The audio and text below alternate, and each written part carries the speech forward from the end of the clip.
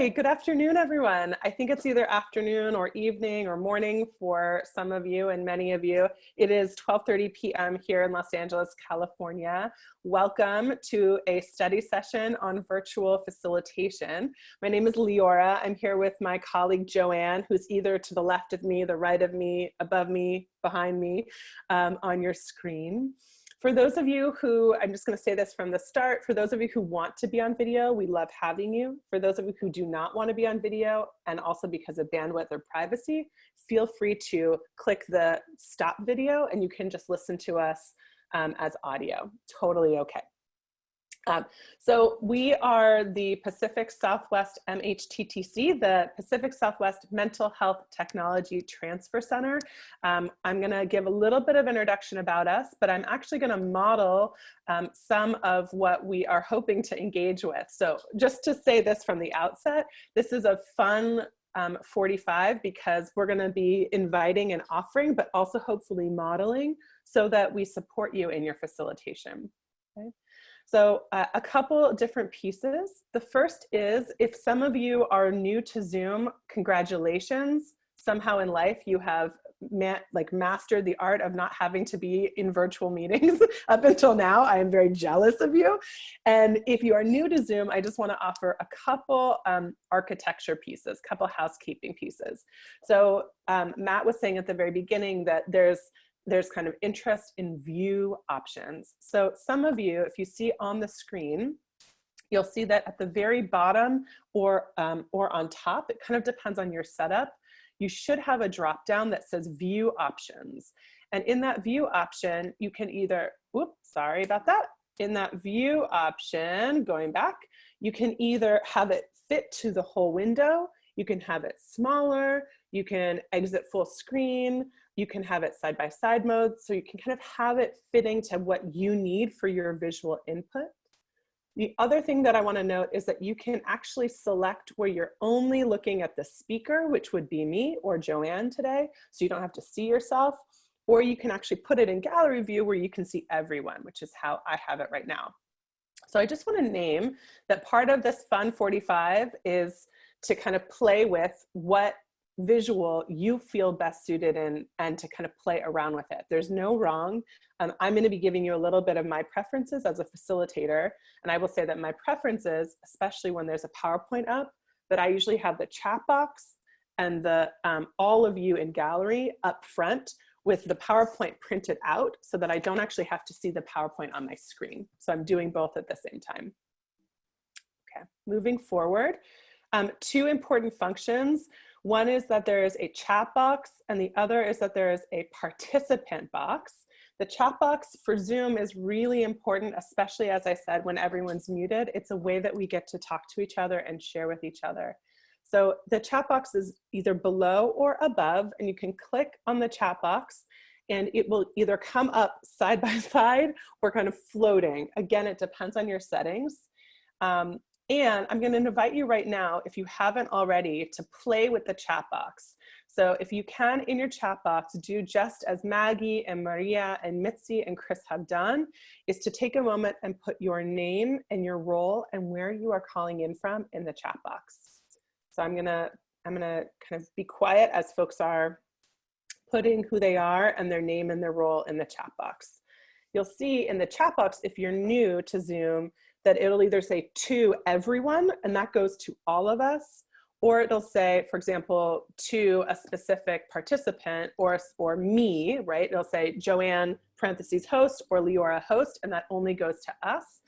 An important tip that I just want to give to everyone is that at the very end, as a facilitator, you can actually download the whole chat box. And fun fact, even private chats show up in the whole download at the end. So I just want you to know that if there was like any side chatter for you, if you're talking to someone and you're like, oh my God, who is this woman, Leora? What is she even talking about? All of that will come up at the end when we download the chat. So it's an important pro tip to know.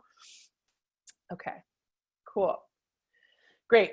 So as you are announcing yourself, I'm also going to note that there is a participant button. And if you click on that participant button, another box should pop up and it will show you everyone who is here with us. And so I want to say as a facilitator that one of the most important features for me is the rename function. So we're actually going to play pretend right now, and we're going to see if we can locate the rename function. You can do it in two different ways.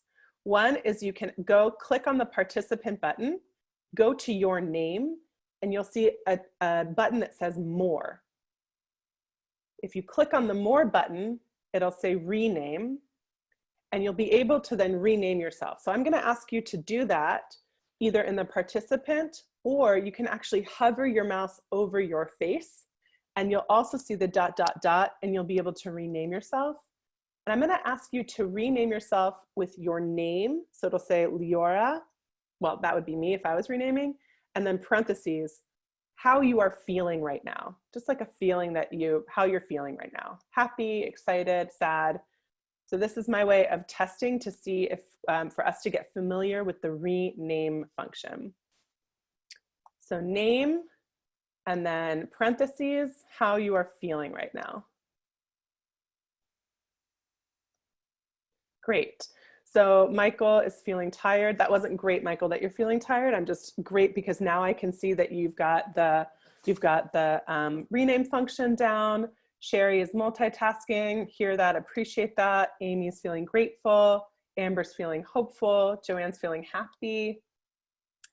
Tired, learning, happy, great. So I just want you to note that while I'm introducing Zoom to you, we're also then getting to know some facilitation practices as we're moving forward. Okay, Joanne, we're almost there, promise. Oh, we just did that, great. So we did the rename, excellent. I'm gonna just move us forward and actually move us even more forward to this, which is that, oh, it has like a little bit of drawing on it, Joanne. I wonder where that came from, maybe me. Okay, which is that, like I said, we're the Pacific Southwest MHTTC, Mental Health Technology Transfer Center. We're funded by the Substance Abuse and Mental Health Administration. And so this is a support. We're supported by our funder, but just need to give that disclaimer. Does everyone feel disclaimed? Great, okay, moving ahead. Many of you have seen this before. This is the very tiny font feature slide. The main important piece to know about this is that SAMHSA has many different no-cost access technology transfer centers.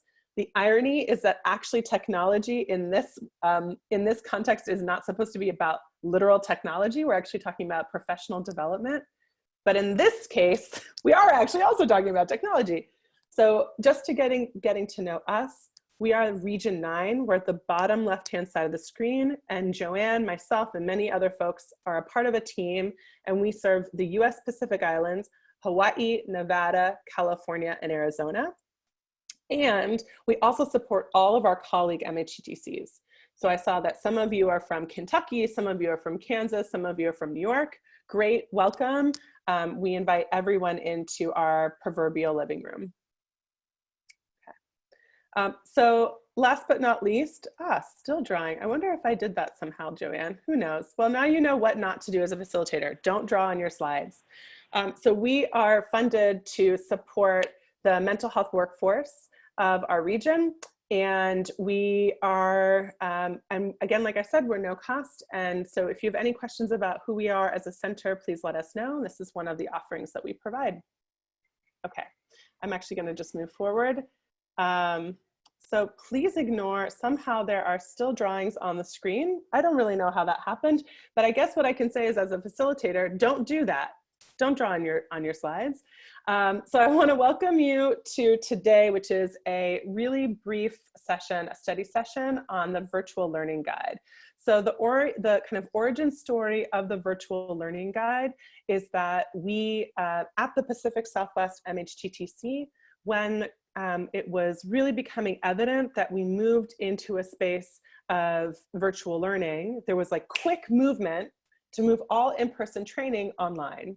And we as training specialists, we really were like, uh-oh, this is a moment where we want to provide support to the field to really help us think about how we can provide really high quality learning experiences online. because there are a lot of similarities to really high quality in-person facilitation, but there are actually some pretty distinct differences.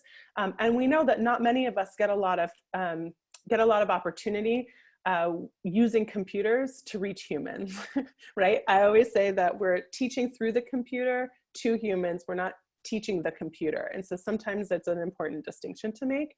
But I want to invite you that the virtual learning guide, you can access it on our website. You also got it in the pre-email. I am going to move us forward. I wonder if so Joanne, something is happening with the annotating. Do you know what that is? No, okay. With the marks on the screen? Yeah, there's lots of marks happening. Okay, that's okay. We're gonna just move forward so you guys can learn from our fun play, which is that, actually that's the third bullet on our main points anyhow. So I wanna, again, just say I'm a training specialist. Joanne is our distance learning manager. And part of what we wanna model is the importance of working in teams so that you have a facilitator and also someone to support with the platform. So I just wanna take a back up to the 5 sections really quickly.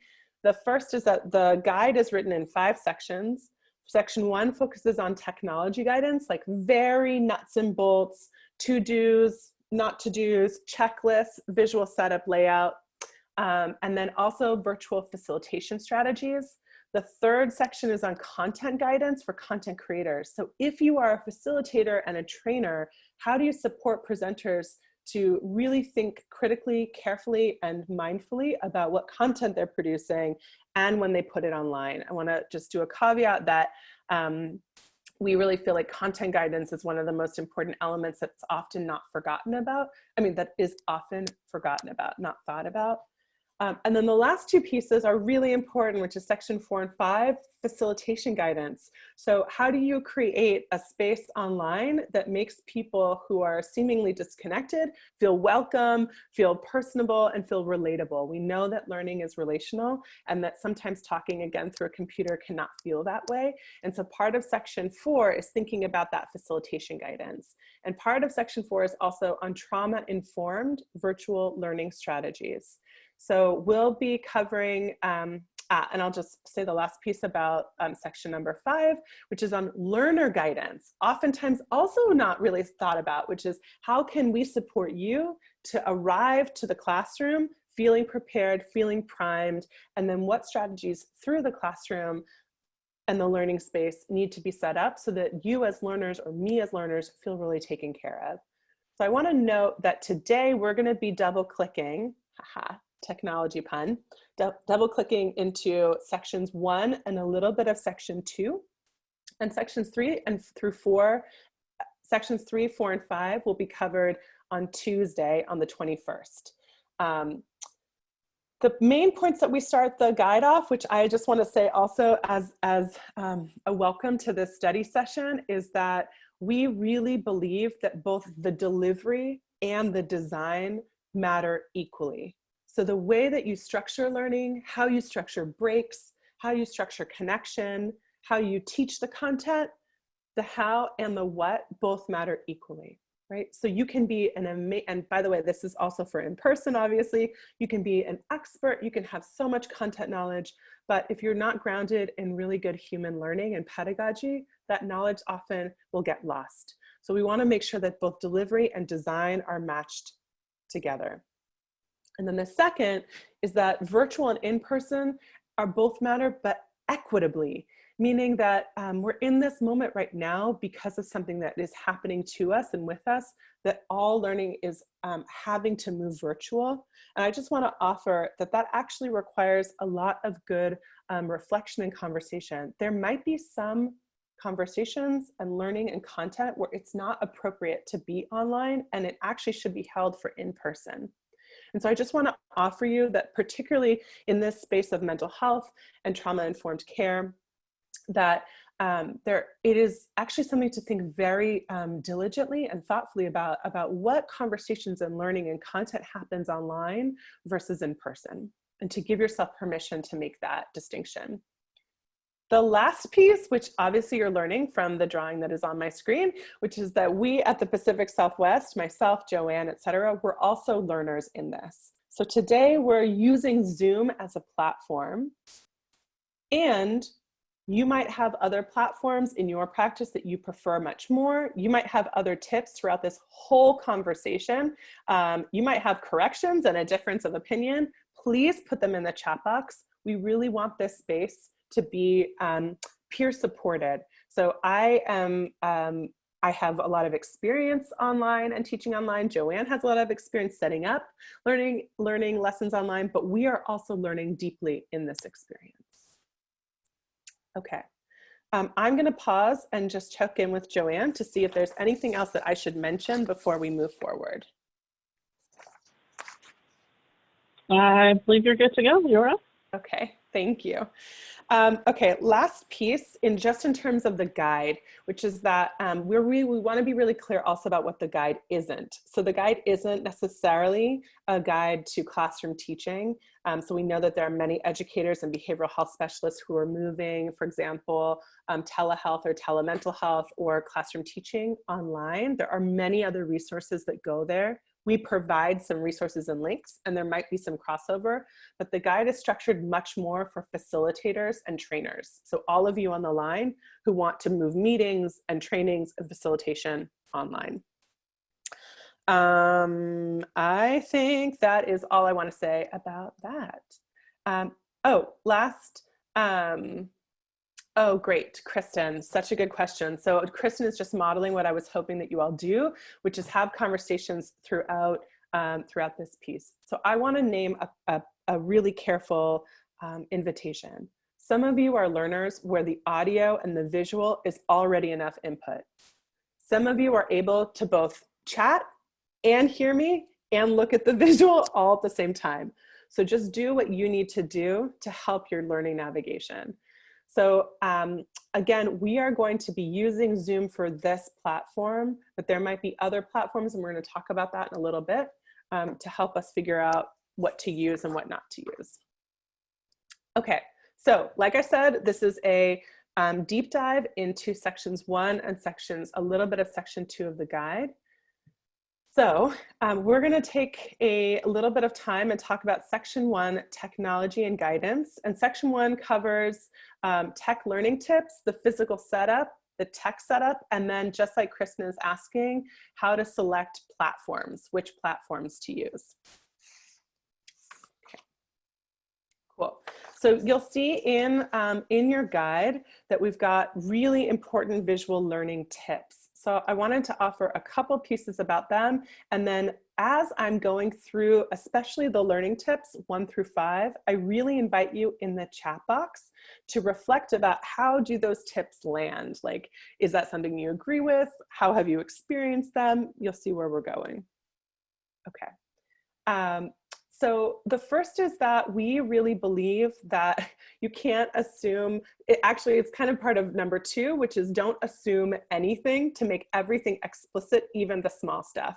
And that comes with number 1, which is that we really believe in creating guides with the visuals on the platforms that we use. So Joanne and our digital learning team has done an enormous amount of work to create really simple, digestible guides for both the facilitator and the learner to help you walk through the technology platform.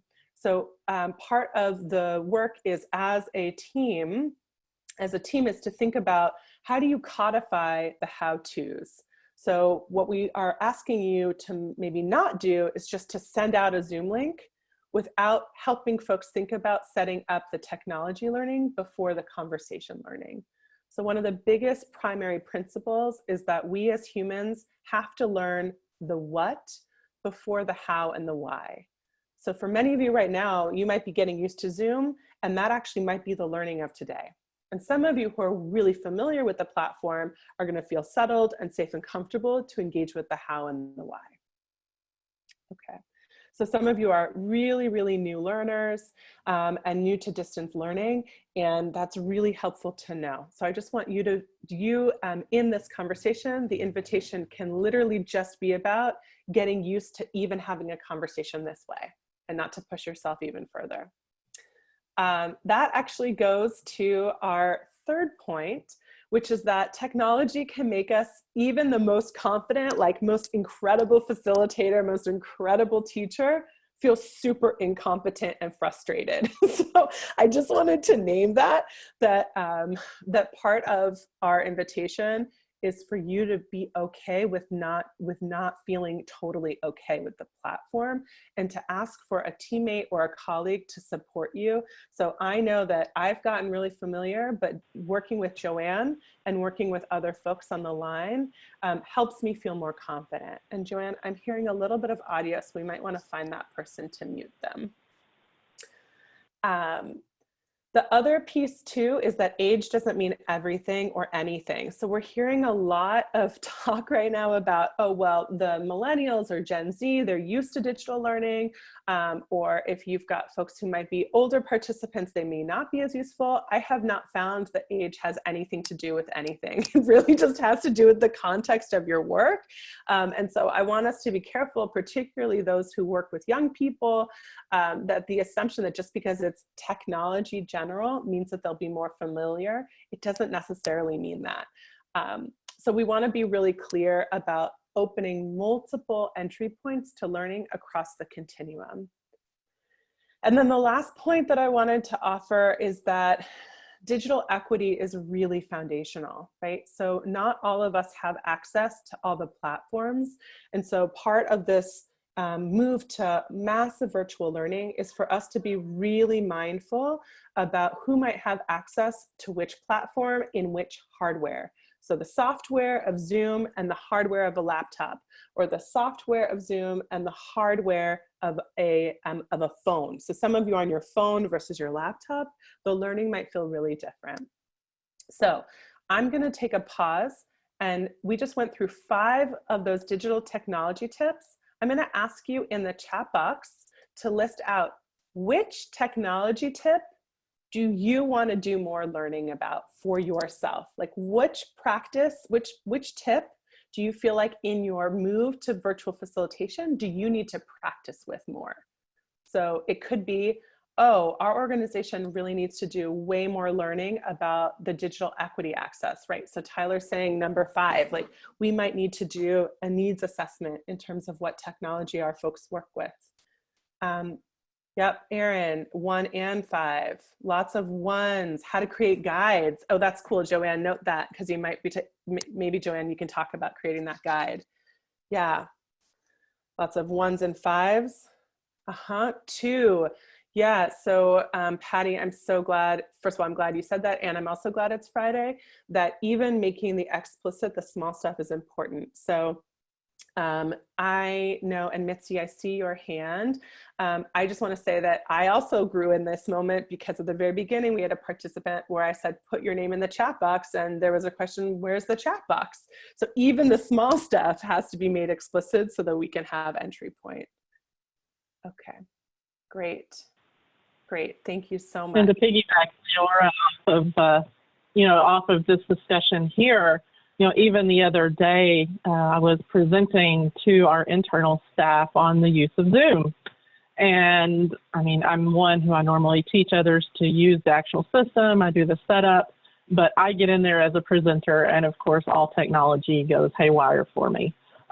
So thankfully, Laura was on there with me, and she just kind of took over while I got the back end figured out. So, don't get too frustrated or down on yourself if you get onto a session and things start happening, because it does happen. I mean, even, it happens to everybody. So just, take that into consideration. Yep. Just breathe and move forward. Yep, exactly. Thanks, Joanne. Yeah, that is one of our biggest pieces, which is just to breathe through it. We know that technology is full of lots of blunders and mistakes, and we're really never going to be perfect. And so part of it, again, I'm going to reiterate the importance of working in teams and collaboration so that we can step in when someone else needs to step out, or we can provide backup when something blunders. So I really want to reiterate that.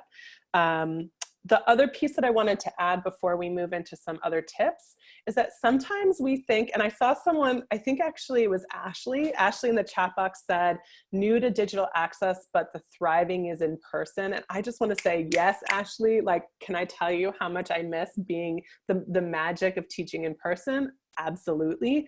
And sometimes we think that just because we are virtual means that we have to let go of all the in-person teaching and facilitation skills that we have. But I actually want to check that. There's been really wonderful teaching that's happened virtually with like flip chart paper in the background, right? Like bringing in our old school, like in-person abilities and putting them in the background and using kind of our staples of in-person facilitation virtually. So I just want to say, not always, the best solutions aren't always the technical ones. And wanted to name that. Okay. All that to say, we're going to transition, and I'm going to pass it on to Joanne to give some top tips for physical setup, and I'll be able to answer some questions in the chat box while that's happening. Thanks, Laura. Yeah, so I'm just going to go over a few of the bigger tips that I notice as somebody who works the background, working with Leora, who is a trainer for us. She hosts many of our sessions. She's a presenter.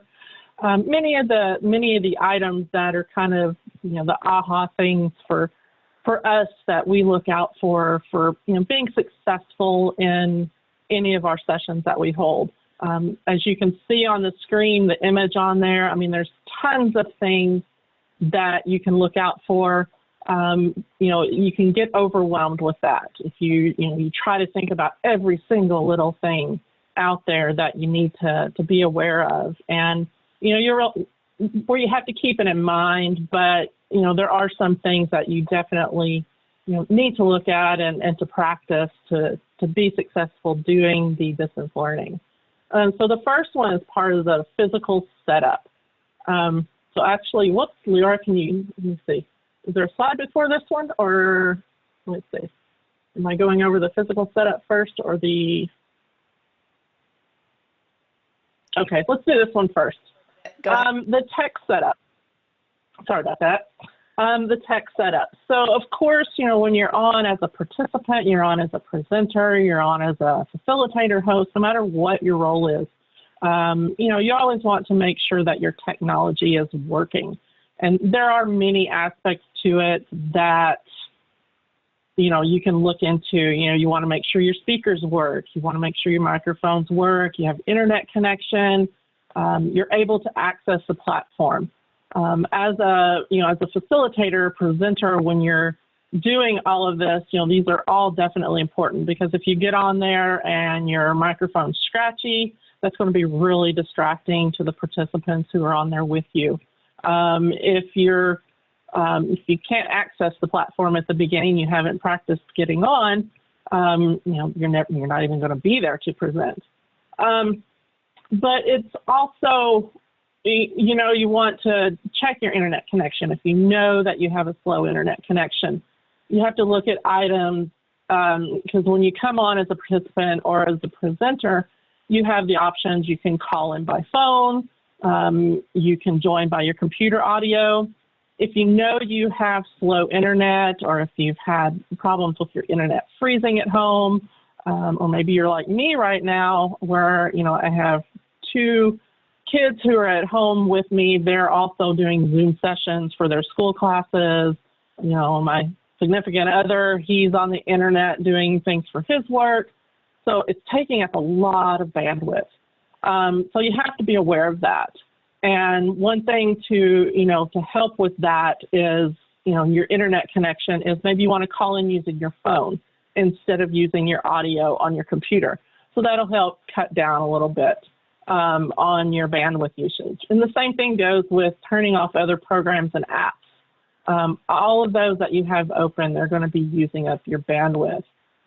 You can, if you turn your email off, or your messaging programs off, or make sure you don't have your internet up and going, that will help. And also, you don't want to have those other programs up, because if you're in the middle of sharing your screen, you have a messenger program up, somebody sends you a private message, everybody's going to see it. Believe me, I've been on sessions where that's happened. There's, kind of some private things that come through. The presenter was kind of embarrassed, so just be careful, what you do have open. But it's also disrupting as, when you're a presenter or as a participant. You have notification sounds coming up, or you have, these different things popping up on the screen. As a presenter, you have to pause, turn everything off, figure out what's going on. So the less distractions you can have, while you're presenting, the better for you. And of course, you want to be acquainted with the features of the platform that you're using. So as we went over in the beginning, you want to know how to mute yourself. Changing the display name. You want to know where your chat feature is at. If you're doing polling as a presenter, you want to know how to do that. Or if you're sharing your screen, you want to know how to pull that up to share your screen. But one of the biggest things I've always noticed is people can share, but then to find that button to stop sharing again. So those are things that you always kind of want to do a run through beforehand to practice. So you're familiar with it, but two, just so you're not in the middle of your session, try to figure everything out. But, if that happens, that happens. Like we've said before, things are going to happen. You're probably going to have some kind of technology issue. So just roll with it and do the best you can with it. But the more you can be prepared during it, the better. You always want to look more professional if you can. And let's see, the last one here, know the audience and know the purpose. So different reasons for that is if you're going to be on presenting and you're doing a formal webinar, do you need to mute all your participants before you start? Do you want to allow participants to start? So like today, we saw that we were going to have quite a few participants. So we went ahead and we muted all of the lines before we got started, because that's going to cut down on background noise. It's going to cut down on interruptions. So, know if you need to do that beforehand. We have a lot of discussion sessions where there may be a max of 10 people on them. If that's the case, then, leave your phone lines open. If you want a discussion to happen, leave it open. Same thing with use of webcams. If you don't want a lot of disruption with people on a webcam in a formal webinar where you're trying to deliver a lot of formal content, don't have webcams for the participants. Don't allow that. So it's just, to know the purpose of what your session's for and to know, what functions you want to be able to happen during your session. All right, let's go to the next one, Leora. Yeah, and I just want to say before we move that I personally, one of my favorite functions of Zoom is that you can actually touch up your appearance, which means if you go to either preferences or you click down on the arrow next to video, you can actually play with not only the background, but also the way that you are touched up. So you're seeing me, but you're also seeing me touched up. It very much helps with us who might need a little glam support. Anyway, I just wanted to give you a pro tip for Zoom. And the piece that I want to name before we go into choosing platform, Jackie is playing with background. Some of you are kind of figuring it out. I just want you to know what you feel preference for and also what you feel like would help your learner the most. So right now, Joanne has a very kind of staple background. I feel comfortable with you in my living room. And the piece to remember is what is going to least distract the folks in the room so that they're really concentrating on you and not what's going on in your background, or if you're in outer space like Christy right now. Okay. So we've got a couple more minutes, and this is actually a really important part. So we're not gonna take time here, but I just want to note that at the end, the way that we wrote the guide is that at the end of every section, there are reflection questions for you to sit with, and we really encourage you to bring them to your staff meetings or to a conversation with colleagues and really think about what technology navigation tips are going to be really essential for you to spend time on for both you as a presenter and also the learner. Okay, So very quickly, this is, I think, one of, if I could think of all the things that I would like you to take away with today, aside from, you know, glamming yourself up with enhance your appearance, it is that choosing your platform is a strategy for the pedagogy, which means that the way that you set up the platform should reflect the learning outcomes of the session.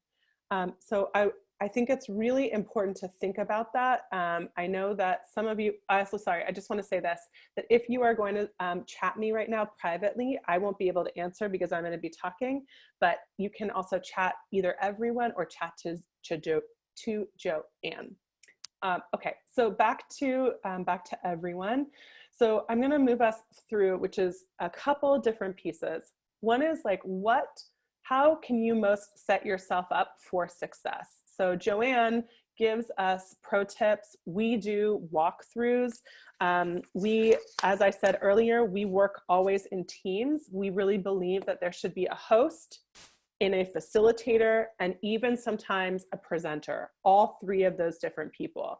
And the host is someone who is like really supporting all the technology. If someone goes off mute, they mute them. It's so that the presenter doesn't have to spend any mental energy taking care of all the housekeeping. The host is someone who can welcome everyone and then ideally would then give that person off to the person presenting and then close out. So we really believe that it's important to be clear and see if it's possible to work in teams. It's the magic sauce that allows you to really arrive to your skill set the most. I also know that not everyone can work and teach in teams. So I want to really be clear about that. It is a big privilege that we have. But you're seeing right now how Joanne and I are working off of each other and are able to support each other. There have been times where I'm facilitating by myself. And it's just, you have to kind of like prepare yourself for what you're not going to be able to do versus what you are going to be able to do. Okay, so I actually want to move to one section of the guide that I feel like is really important, and then we'll pause for some chat questions. And we really encourage you to continue to support each other in the chat, which is that this is one of those things where it is both in person and virtually important to think about. There's really we believe, four different ways of teaching and learning. There's facilitation, which means I don't have all the content expertise, you do, and I'm going to create learning to connect people and to ask probing questions to get folks to surface discourse and conversation. The second is a keynote and a presentation. So that's obviously someone who has some content and they just want to give it, and it feels very transactional. It's not necessarily transformational. There's coaching and consulting. So that is like, I'm going to meet with a small group of you. I'm going to talk to your organization. We're going to do some strategic planning, or it might be some thought partnership. And then the last piece is workshops, where I might provide some content, but we're actually going to engage and create and apply it to our space. So before we set anything up, I always think about what is the nature, even if it's virtual, what is the nature of the learning? Am I just presenting? Or am I actually wanting to create a facilitated space? And then after that is when we pick the platform. And when I say pick the platform, it means that Joanne and I and our organization, that we are clear about what we have access to or what we might need to do some inquiry about getting access to. So we have access to Adobe Connect, we have access to Zoom, we have access to Microsoft Teams, and we're going to be really transparent. Right now, we as an organization, we're playing with what we need to have in order to match our pedagogical principles and practices. So the last part that I want to name, because I want us to get a little bit into some discussion and reflection, is that Joanne and I, we had this conversation with our team this week, that I will just be explicit that for me, if I am doing a presentation, I really like Adobe Connect the most, because it is a way for me to present information. It's got a structure and a setup that helps me present and has different access points for different learners, meaning that the participants can chat in one side of the screen and the host and presenters can chat in another side of the screen. And it is kind of set up for that didactic interaction. I really do like Zoom or Microsoft Teams for smaller groups. And for groups where there's going to be conversation and where video is really inherent. And so for that facilitation and sometimes coaching and consulting, Zoom is a really nice platform for that. So I'm giving you examples of the ways that we are trying to connect the platform to the pedagogy. So all that to say, I want to just pause. I want to just pause and see if there are any other questions or ideas that we want to talk about in the chat box, but I'm going to ask Joanne to unmute, and maybe you can share out another example of how we match the pedagogy to the platform and what you have found as a host or as a digital learning manager in some success points there. Yes. So the platform that you use, some are more formal, some are less formal, some are more built for conversations, such as Adobe Connect. It has a little bit more security. It allows for a little bit more formal upload of your PowerPoint presentations, where you're not sharing your screen. So everybody has access to the advancing of the slides, say if you have multiple presenters. So whereas today, the Zoom meeting doesn't allow for that. So I have to rely on Leora to advance my slides on the ones that I was on. Adobe Connect, it also has the areas of,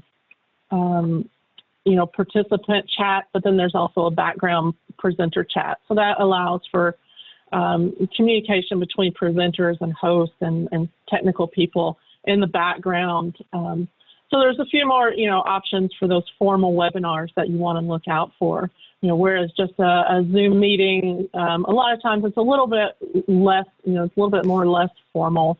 So you have more, more discussion and a little bit, like you have at the bottom, you have reaction. So you have emoticons. So it's a little bit less formal to use. So you'd want to use it, for your discussion sessions or smaller meetings that you have, would work great. So those are, a couple of the functions for, the use of the platform versus the, type of audience, the type of presentation you're doing. Yeah, and Joanne, I want a question, if possible. Yes, sorry. Okay. Yeah. 1 Yeah. second, Jackie, 1 second. Yeah. Well, I was just trying to test the unmute. So Joanne unmuted us all, and now we can talk, right? No, you're still all muted. You just unmuted yourself. Oh, I unmuted myself. So I thought we were going to do something different. So I was just trying to test that. You did it. You tested it in real life. Thank you. Okay. So can I ask a question now, or? Sure, go for it. Yes. All right. So is Adobe Connect a free platform that, as far as you guys know, or do you know? Adobe Connect is not a free platform. I know our license probably costs about $500 per month, but it allows for up to 500 participants. So that's why we use it as a more formal webinar platform, because we do most of our national webinars on it that are going to hold more participants and give us a little bit more control as presenters and as hosts. Yeah. So I want to just say thank you, Jackie, for doing that. And you should have seen on your screen that the speaker gets sometimes highlighted or the host gets highlighted in green. So that also helps people visually cue.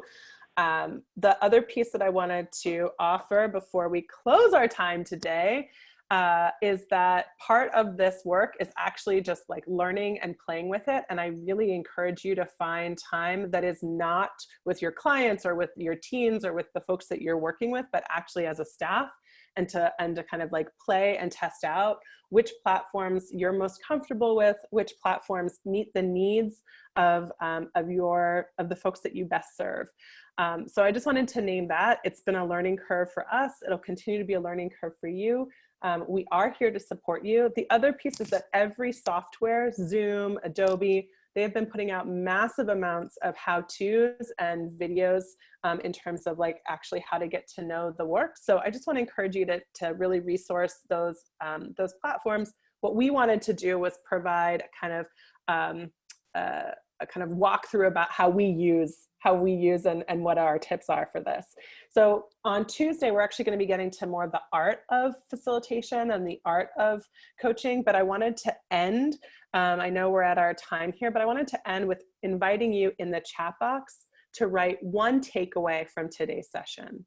So it could either have been a learning that you got from even playing with being a Zoom participant, or something that you heard that you want to make sure that you remember and that it sticks with you. So one learning in the chat box.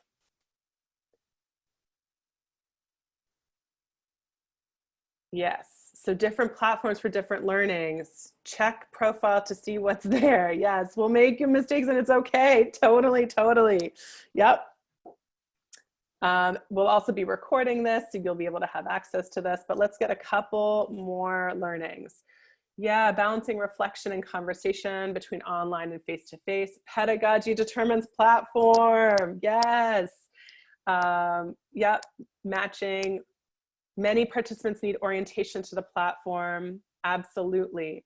So I'll just say this last piece, which is that if you can, you saw at the beginning, at this point, we are starting almost every single one of our distance learnings with a orientation to the platform. We are not assuming that everyone is experts in platforms at this point.